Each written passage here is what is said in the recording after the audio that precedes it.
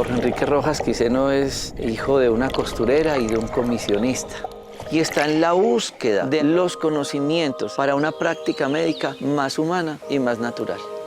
En una de las cirugías que entraba como ayudante teníamos que amputarle el pie a una paciente y yo no veía máquina de anestesia. Entran unos dos orientales y hacen unos bloqueos con agujas. Y es así como empiezo a descubrir vacíos. Yo quería vivir con los indígenas y ver una cantidad de procesos terapéuticos que tampoco nunca me habían enseñado, con que podía manejar tanto con la fitoterapia, que son el uso de las plantas medicinales. Escribí un libro que se llama Las 100 enfermedades más frecuentes, pero a ese libro yo le tenía que poner el complemento terapéutico y escribo cómo hacer de la cocina una farmacia.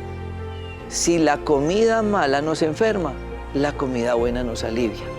Uno dice, sí se puede ejercer una medicina diferente. ¿Desde dónde? Desde esto, desde la huerta, que en conjunto permiten buscar la salud. El ego es creer que una sola persona es capaz de curar a un paciente de algo. Nosotros en los parques de la salud tratamos de hacer una consulta integrativa, donde un médico puede hacer la historia clínica, pero es evaluada por 10. Empiezo a estudiar la nutrición y a descubrir cómo podría enfrentarme a tantas enfermedades sin un peso en el bolsillo, pero en una finca o en un supermercado. En la medicina uno debería actuar en grupo. En la comida sucede lo mismo. Cuando yo realizo un batido, estoy haciendo una sinergia de unas propiedades terapéuticas nutricionales que en conjunto permiten buscar la salud.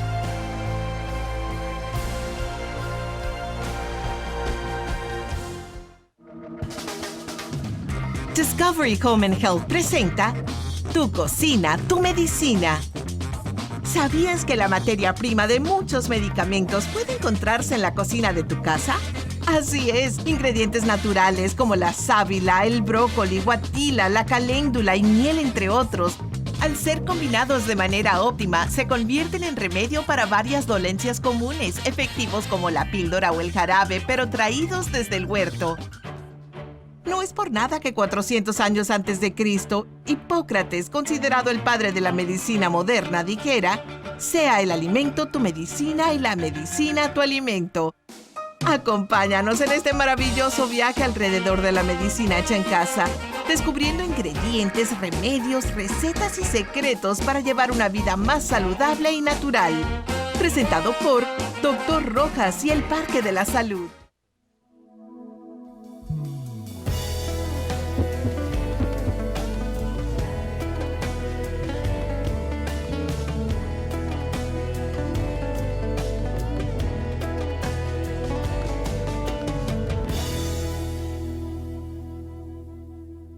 Es para nosotros un placer estar de nuevo en un episodio de Conexión Vital, un programa que no pretende reemplazar una consulta médica, sino ser un punto de apoyo y un punto educativo para las personas que nos ven con tanta fidelidad en casa.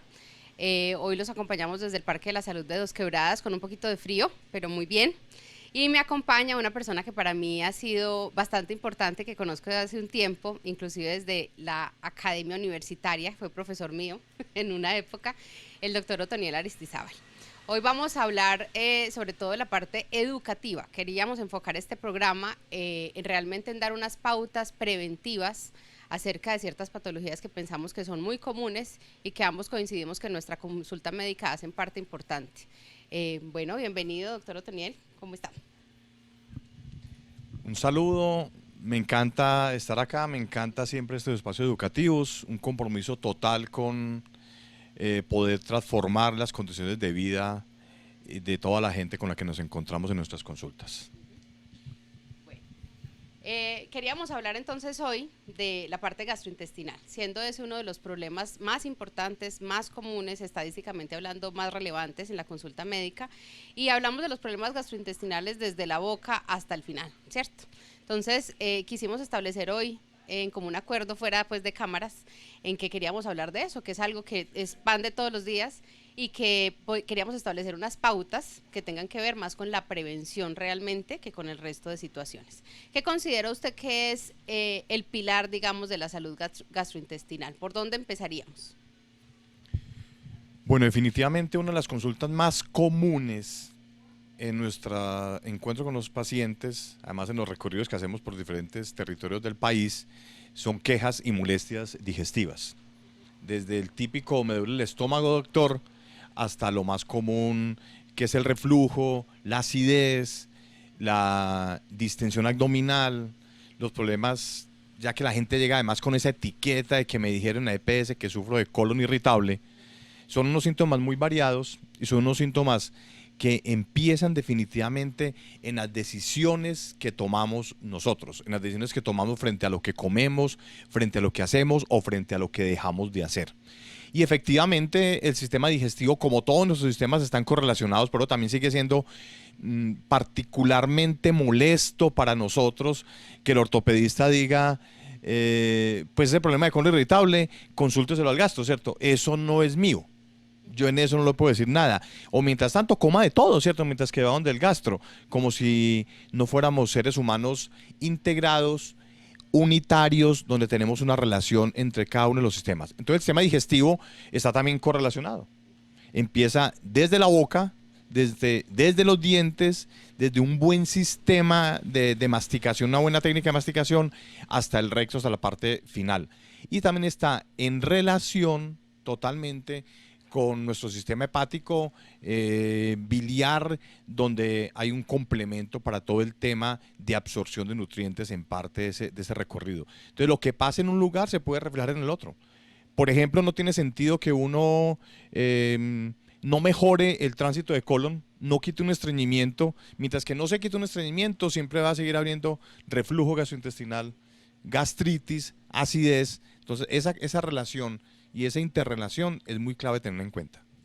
Y lo otro ahí que me parece bien importante es recordarle a nuestros compañeros médicos que de pronto nos ven, con respecto a eso que estabas hablando, digamos, de ortopedia y de ese otro tipo de especialidades que de pronto no se meten con la parte gastrointestinal, y es que mucha de la medicación que se manda para ese tipo de patologías puede afectar el sistema gastrointestinal. Por ejemplo, ortopedia, que ya lo mencionaste, todos los analgésicos tienen un impacto bastante importante sobre el estómago y sobre el tránsito de ahí para adelante, ¿cierto? O sea, hay personas que hacen colitis por AINES, hay personas que hacen no solamente la gastritis, que es la típica, ¿cierto?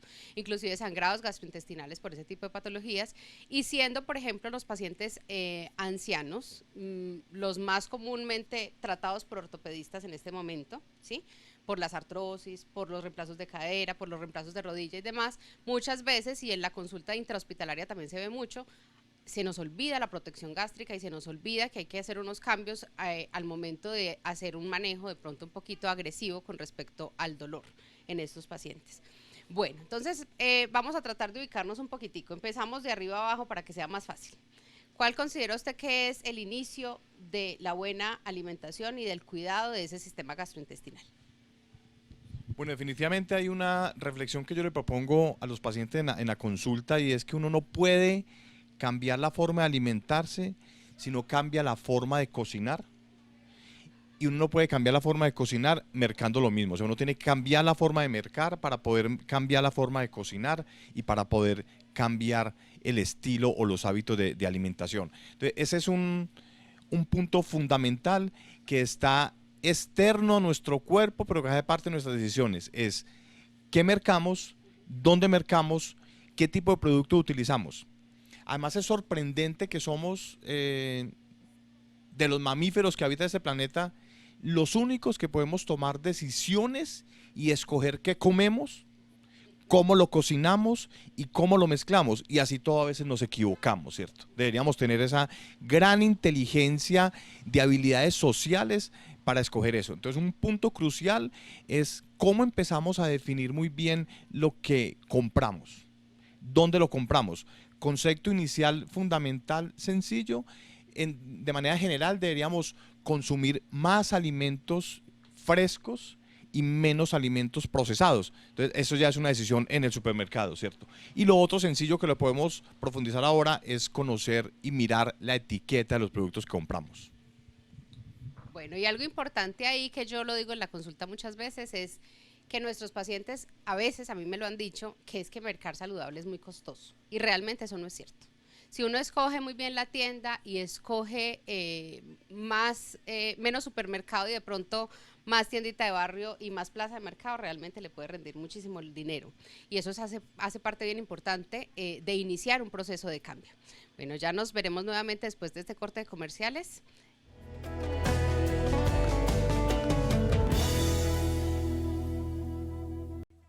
Bueno, y como ya lo decíamos en nuestro corte anterior, la primera parte de cambiar nuestros hábitos alimenticios empieza por cómo mercamos, qué elementos utilizamos, cómo gastamos nuestro dinero y después cómo metemos esas cositas a nuestra cocina y qué alquimia empezamos a hacer. A mí me ha parecido siempre muy importante y en los diferentes municipios que visitamos se lo hago bien claro a mis pacientes, y es que la cocina es una clase de química. Lo que yo mezcle ahí tiene importancia y elementos que separados pueden no tener como mayor impacto deletérea en nuestra salud, a la hora de mezclarlos de pronto sí. Entonces ahí es bien importante mirar cómo cocinamos y bueno, vamos a empezar por esa primera parte. Hablemos un poquitico de los elementos que debemos combinar, qué cositas es importante tener en cuenta a la hora de cocinar, qué elementos podemos encontrar como chéveres en las compras para poderlo hacer más fácil y más económico, y en la manera de cocinar en general. Mira, Dagna, clave lo que tú decías ahora, es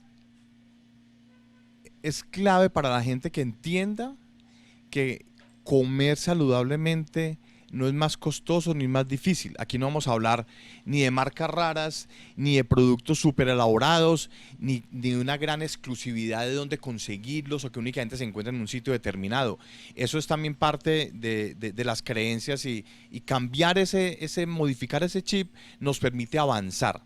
Entonces, por ejemplo, uno preparar una bebida vegetal, lo que se conoce como leche vegetal, es mucho más barato que comprar una bolsa de bebida láctea, ¿cierto? De un coco uno puede sacar he llegado a sacar hasta 1,5 litros de leche de coco, de un buen coco. Dura 3 días, hay que consumirlo rápidamente porque al cuarto día ya uno está tomando chicha de coco. Igual no hace daño, pero ya está un poquito más ácida. Entonces, clave esas decisiones. Retomemos un poco entonces, consumir alimentos cada vez frescos, ojalá alimentos de cosecha. Esto los abuelos lo tenían claro cuando iban a comprar a sitios de mercados libres, donde allá no preguntaban, ¿tiene curúa?, sino que preguntaban qué fruta hay de cosecha, y eran las que se llevaban para preparar los jugos. Esas frutas de cosecha siempre son las más frescas y las más baratas.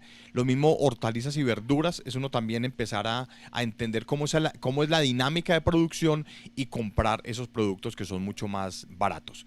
Eso entonces ya no lo hace más caro y lo hace mucho más fácil de avanzar.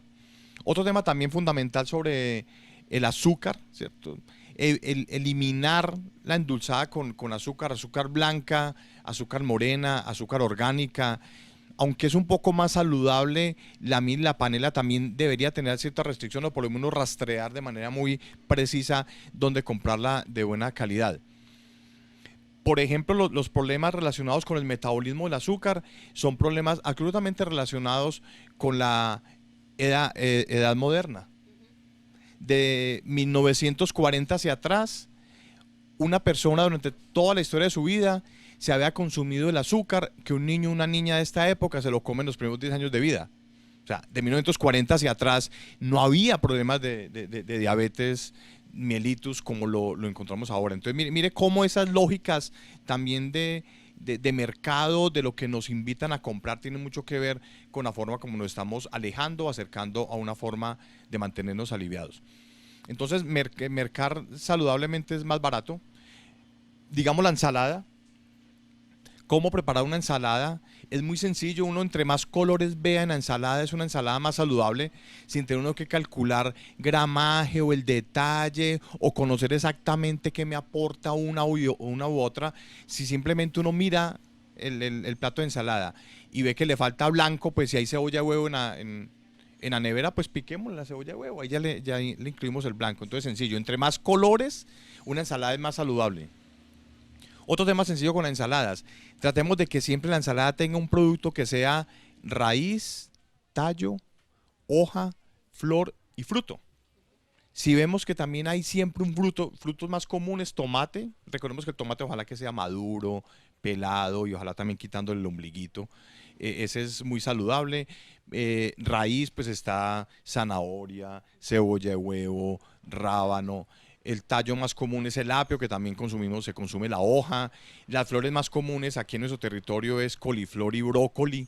Entonces, mire, la forma también sencilla como uno empieza a reconocer cómo construyo y cómo elaboro y cómo hago una mezcla inteligente de esa ensalada, únicamente revisando colores y qué tipo de elementos tenemos. Entonces, ese paso es fundamental y esa decisión es clave. Y lo otro que ahí me parece a mí muy importante es que, digamos que la gente por hacer de pronto bonito hace feo, como decimos en nuestra región, y es que nos casamos con una sola cosa, ¿cierto? Entonces, la mayoría de las casas colombianas hacen una ensalada de lechuga, tomate, cebolla y de pronto zanahoria, todos los días, ¿sí? Entonces, esa variedad es importante, inclusive también para los batidos que se hacen en la mañana, para los jugos que se hacen en la mañana, que los hemos dado como tips de manejo y de prevención para muchas enfermedades en muchos de los programas. Sin embargo, hacer lo mismo todos los días no es muy buena idea.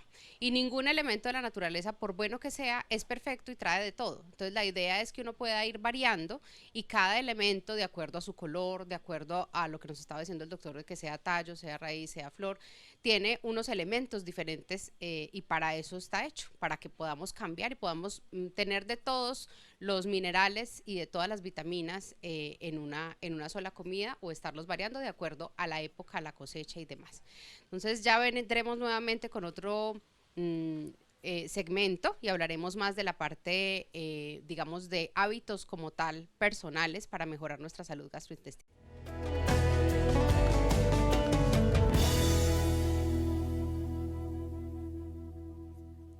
Bueno, y siguiendo con esta tareita de hoy, de hablar de la preparación, manipulación de los alimentos, masticación y todos los hábitos que nos van a llevar a una buena salud gastrointestinal, entonces vamos a hablar un poquitico sobre la preparación, como tal, digamos, los elementos que debemos tratar de evitar y los elementos que debemos tratar de manejar en nuestras cocinas, las formas de preparación y también de esa manipulación previa de los alimentos, de cómo de pronto limpiarlos un poco, de pronto cómo evitar ciertos pesticidas y ciertas cosas que sabemos que están ahí y que de pronto no es tan fácil sacarlos de nuestra vida, ¿cierto? No todos podemos acceder a unos hortalizas y a unos elementos de pronto que tengan un origen completamente orgánico.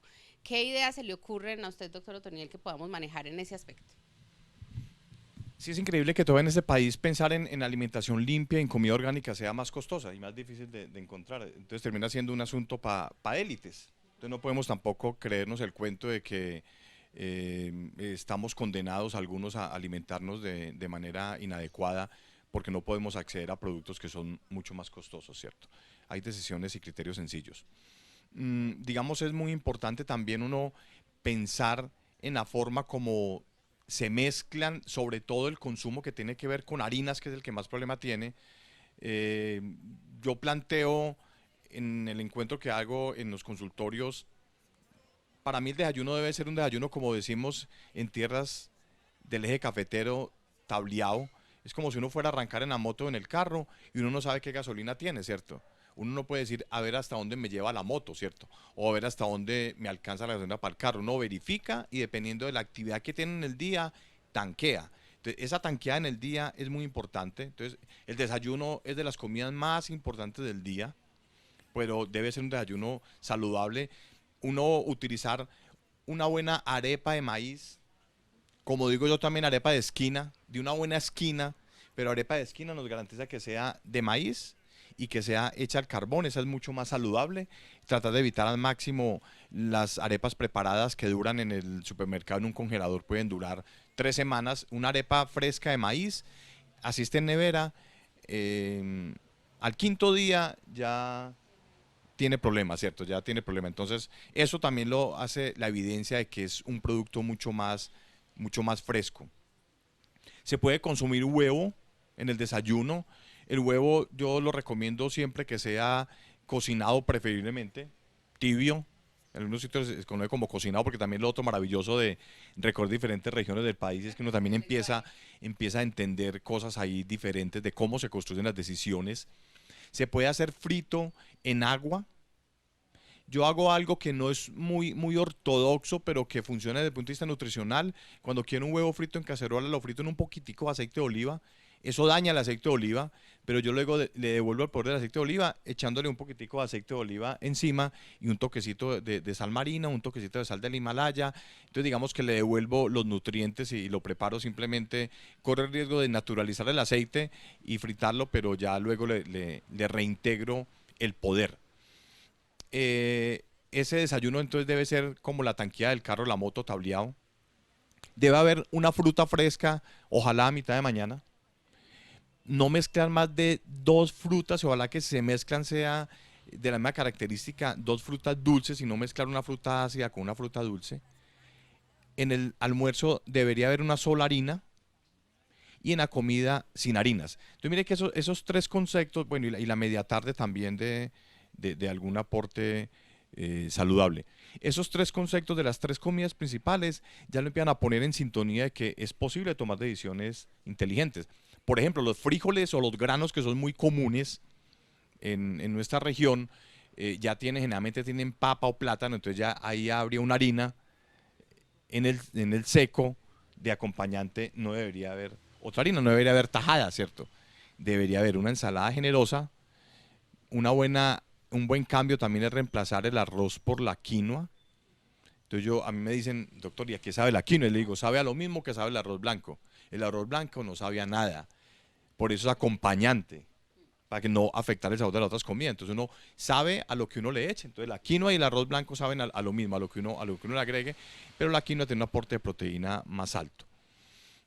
O sea que en la comida también podía haber un aporte de proteína, de quinoa, de ensalada y jugos en agua sin azúcar. Entonces mire que esta rutina del día es fácil. Muy clave la forma como entonces ingresamos la comida a nuestro cuerpo, ¿cierto? Uno no puede ingresar la comida viendo noticiero, escuchando noticias, contestando celular, parándose a responder el teléfono, alegando, discutiendo, presionando al niño, a la niña menor para que se coma todo, o si no lo llevamos del médico, además terminamos siendo peor que el señor del costal. Siempre lo amenazan si no se come todo el almuerzo, lo llamamos del médico. Masticar bien, masticar lentamente. Una pauta un poco complicada para la gente hacerlo es pensar en que haga siempre 30 masticaciones mínimo del contenido. Entonces uno debe llevar al estómago el bolo. Entonces el bolo se construye por la maceración que hacemos con los dientes en la boca y la mezcla de los diferentes alimentos. Una forma más práctica que yo también los invito es soltar tenedor y cuchillo y cuchara. Si usted durante el proceso lo suelta, no sigue con ellos en la mano, eso la implicación que tiene es mayor tiempo de masticación y mejorar el proceso de digestión. Bueno, y de cierta manera también ese soltar nos permite estar un poco más tranquilos de la cabeza, como que lo obliga a uno a relajarse un poco. Entonces, todas estas pautas de las que estamos hablando son bastante importantes y miren que son realmente simples. Con respecto a lo que nos hablaba ahorita el doctor de las harinas, es bien importante acordarnos qué son harinas, ¿sí? Porque es un gran número de cosas en nuestra alimentación. Entonces, ¿qué son las harinas? Papa, yuca, plátano, arroz, pasta, galleta, tostada, pan de bono, pan de queso, pan de yuca, todos los productos de panadería y los productos del maíz. Siendo más tenaces de manejar para nuestro cuerpo los productos de panadería y los productos del trigo que los productos del maíz, por ejemplo, que son las harinitas del desayuno y de la media mañana y demás. Entonces, es bien importante tener en cuenta cuáles son los grupos de alimentos y que a la hora de prepararlos realmente no tengamos que quitarle a un paciente todo, sino decirle, vea, escoja, ¿usted qué quiere? O está muy antojado del platanito asado, listo, pero entonces no eche arroz, ¿cierto? Es escoger simplemente para que el día de mañana no tengamos que hacer una dieta estricta que sea pues ya como triste para el paciente, porque eso es lo otro que se vuelve la dieta, una cosa complicada y una cosa que amenaza como la calidad de vida del paciente. Entonces ya vendremos con el siguiente segmento, vamos a hablar ahí un poquitico de los hábitos posteriores a esa masticación y a esa actividad mecánica de comer. Ya volvemos.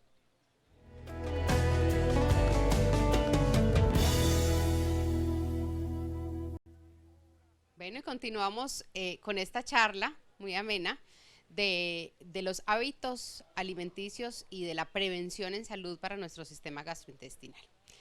Entonces veníamos hablando de la forma de preparación, de la masticación, de lo importante de que este momento de comer sea un momento de tranquilidad, en el que soltemos celulares, en que no miremos noticias, en que lo hagamos un momento agradable y que además sea con cierta pausa, que nos permita masticar de manera adecuada, que la formación de ese bolo alimenticio sea adecuado y que tiene que ver con que maceremos bien los alimentos, los mezclemos bien y esta mezcla además se junte con nuestra saliva que tiene también unos elementos químicos que nos permiten que al momento de la llegada de esos alimentos al estómago, el estómago pueda hacer su trabajo. ¿Qué continuaríamos pensando ahí en promover la salud y en mejorar los hábitos de nuestros pacientes, doctor Otoniel? ¿Qué seguiría después de esa parte mecánica de comernos ese desayuno y ese almuercito saludable? Mira, hay un concepto desde nuestra formación de los hábitos de alimentación. Primero es que la alimentación es un hábito, o sea, nosotros digamos no nacemos genéticamente con un chip de decir comemos papa, yuca, plátano mezclado de esta forma. Entonces los hábitos se construyen, claro, culturalmente tienen una influencia tenaz, familiarmente tienen una influencia, generalmente el primer sitio donde uno aprende a comer es como se come en la casa, en cuanto a las comidas habituales, a las preparaciones habituales. Por eso entonces en este país hay comidas más tradicionales hechas por regiones, eso tiene un arraigo social y cultural importante y de identidad importante. Pero entonces hay que entender que los hábitos se pueden cambiar. Uno siempre puede tener un hábito peor, un hábito mejor, puede eliminar un hábito y cambiarlo por otro. Entonces no creernos el cuento de que como mi papá o mi abuelo murió a los 95 años y comió así toda la vida, pues yo también voy a seguir comiendo igual y voy a esperar si llego también hasta los 95 años. Entonces, el hábito de la alimentación es una decisión que uno debe tomar de manera inteligente. Y otro tema también muy pegado a la costumbre es cuando en las casas se escuchaba con frecuencia y se lo come todo y no se para de la mesa hasta que no acabe. Entonces nos enseñaron a comer hasta quedar llenos. Uno debería comer hasta quitar la sensación de hambre. Entonces también es un primer ejercicio muy sencillo que uno puede hacer para bajar la ración. Cuando uno quiere bajar el volumen de la ración, es uno conscientemente empezar a comer y darse cuenta cuando me quita la sensación de hambre. Y se va a dar cuenta que en el plato queda un montón de comida. Es ahí hasta donde uno debe comer y esa es la ración que uno empieza a identificar para el estilo de cada persona, para la actividad física de cada persona, para si es una condición de hombre o mujer, dependiendo de la actividad que haga hombre o mujer, también determinan esa decisión. Entonces, sencillo, es hacer muy consciente de decir, ve, ya no tengo hambre. Entonces, para el día siguiente ya sé que mi ración es esta que identifiqué. Lo otro importante es entonces los hábitos posteriores. Es sorprendente todavía que inclusive no es un tema solamente de pacientes, sino también de médicos con los hábitos del colon, ¿cierto? Yo, siendo una exageración como formado en esta región paisa, pero tiene cercanía a la realidad, uno debe ser como los pajaritos. Y la frase no la termino en cámara, pero ya todos saben cómo termina la frase, ¿cierto? Entonces, que uno le pregunta a la gente, ¿y su hábito de colon cómo es? No, doctor, normal. Yo voy al baño cada 3 días. O sea, no es posible que uno elimine toxinas. Es como si uno dejara el baño o el lavamanos o la salida de agua de la lavadora tapada 3 días, porque es normal, pues cada 3 días se nos vuelve un problema en la casa esos desagües, ¿cierto?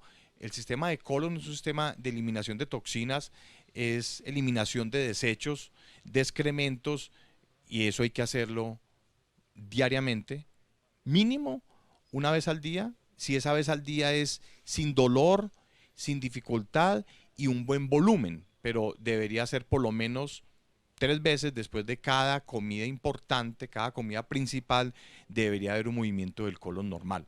Entonces eso también se da por el tipo de alimentación, por la baja de consumo de líquido, entonces eso mejora también mezclando alimentos como les decíamos, que haya más fibra, que haya más productos naturales, que haya menos productos procesados, que haya más consumo de agua y que haya actividad física. Una caminadita antes y después de las comidas principales son muy importantes, pues también tenemos una lógica moderna muy particular, ¿cierto? Es que queremos encontrar parqueadero debajo del sitio donde trabajamos. Queremos que la buseta nos deje al frente de la casa, ¿cierto?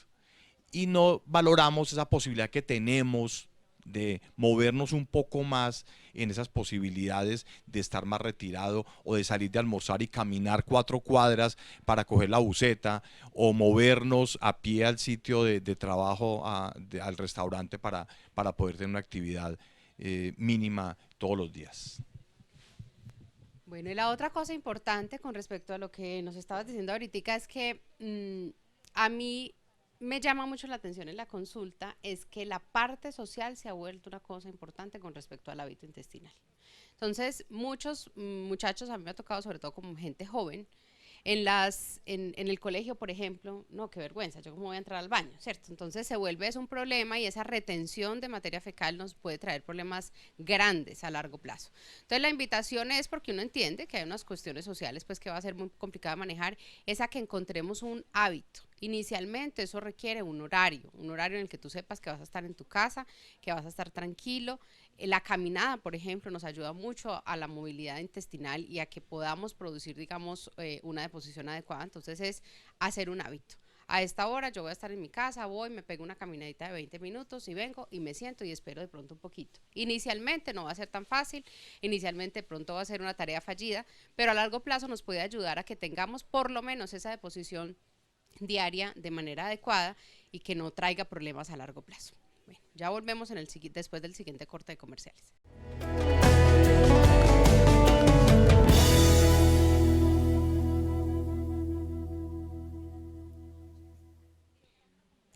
Bueno, y continuamos con esta charla acerca de las situaciones que nos van a permitir prevenir las molestias gastrointestinales.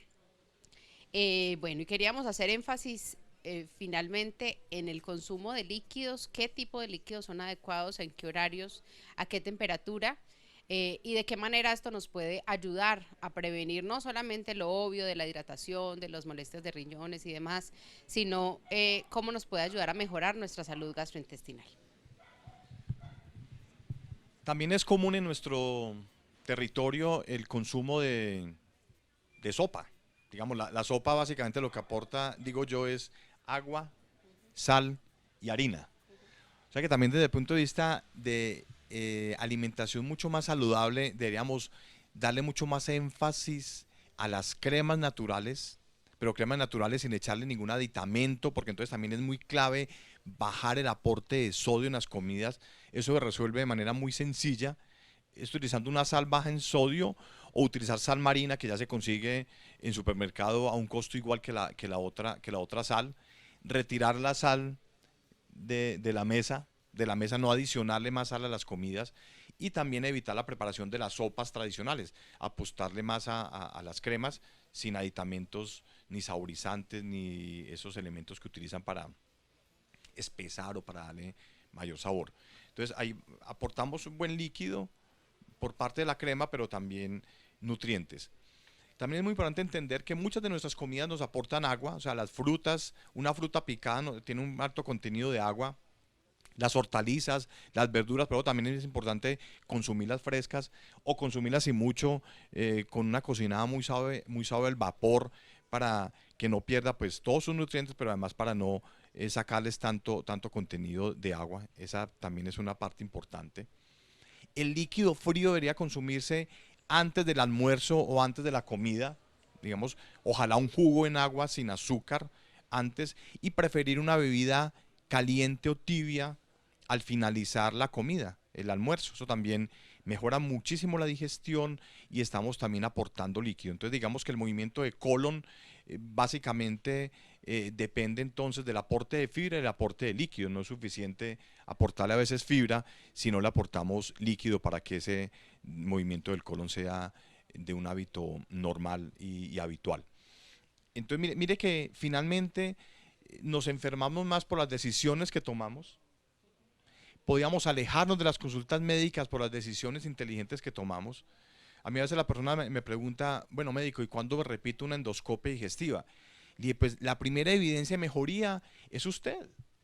Pues si clínicamente uno está bien, si la persona mejoró los síntomas, si la persona mejoró hábitos de alimentación, no tiene sentido, pues con mucho respeto voy a decir lo que digo, que no va a sonar con respeto, el negocio de la gastro es que le reporten una gastritis crónica superficial.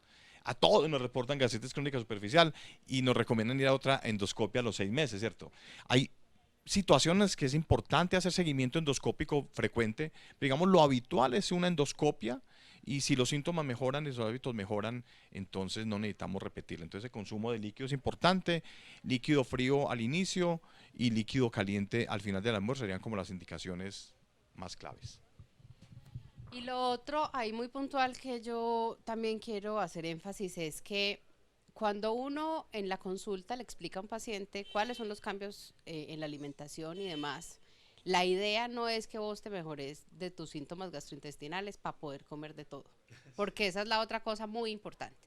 Entonces yo no voy a poder volver a comer tal y tal y tal cosa, pues lo ideal fuera que no. Pues la idea es que hasta los 96 años. sí, lo ideal es que aprendamos unos hábitos diferentes y aprendamos que cocinar saludablemente también puede ser rico y también puede ser disfrutable, ¿cierto? Simplemente hacer un cambio que inicialmente puede ser un poquito difícil, pero que si uno se mete a buscar en internet ya sale mucha cosa, muchas formas de hacer, de preparaciones que son saludables, pero que también son sabrosas y ricas y se pueden disfrutar. Y la otra cosa importante, que quedan así como detalles al aire, pero no lo quiero dejar así, es que nuestros abuelos comían muchas cosas hasta los 90 y pico de años, pero es que la comida que nosotros comemos hoy no es la misma, no son los mismos frijoles, ni es el mismo cerdo, ni es la misma mazamorra, ni es la misma panela. Y de esa manera, no solamente la comida no es la misma, sino que nuestros hábitos de estar en una finca caminando quién sabe cuántos kilómetros al día y demás, no son iguales, y por lo tanto nuestra alimentación no puede ser la misma. Bueno, y ya para terminar quisiéramos agradecerle mucho a las personas que nos han abierto sus puertas en las diferentes regiones. Para el doctor Otoniel, lo sé porque él me lo ha dicho, y para mí y el personal con el que viajamos ha sido gratamente sorprendente encontrar mucha gente que nos ha abierto sus regiones y que nos ha enseñado muchísimas cosas acerca de nuestro país. Y pues digamos que este viaje nos ha permitido darle también un aporte a la sociedad, darle un aporte a los pacientes que nos ven desde sus casas y que han sido fieles durante tantos años, permitirles un acceso a una consulta que intentamos hacer de la mejor manera posible en las diferentes ciudades y municipios a los que visitamos. Doctor Rojas, cerca a tu casa es el modelo que hemos construido para que equipos de profesionales hagamos atención en diferentes lugares. Yo hago una atención en Cali, Guadalajara de Buga, Tuluá, Roldanillo, Santander de Quilichao, Piendamó. Vamos siempre cada mes de manera respetuosa con el territorio y hacemos programación de agenda. Qué pena, lo interrumpo ahí, doctores, para hacer claridad con las fechas. Entonces, el doctor Otoniel va a estar en Cali el día 9 y 10 de octubre, Santander de Quilichao el 11 de octubre, Piendamó el 12, Buga 16, Tuluá 17, 18 y Roldanillo 19 de octubre. Y yo los estaré visitando en la ciudad de Bogotá el próximo 3, 4 y 5 y en Medellín el 22 de octubre. Las fechas de Bucaramanga y de Barranquilla están pendientes de programar de acuerdo a la disponibilidad también, pero ha sido todo un placer poderlos acompañar en sus diferentes regiones, nos ha parecido fantástico y hemos encontrado gente supremamente valiosa. Muchas gracias.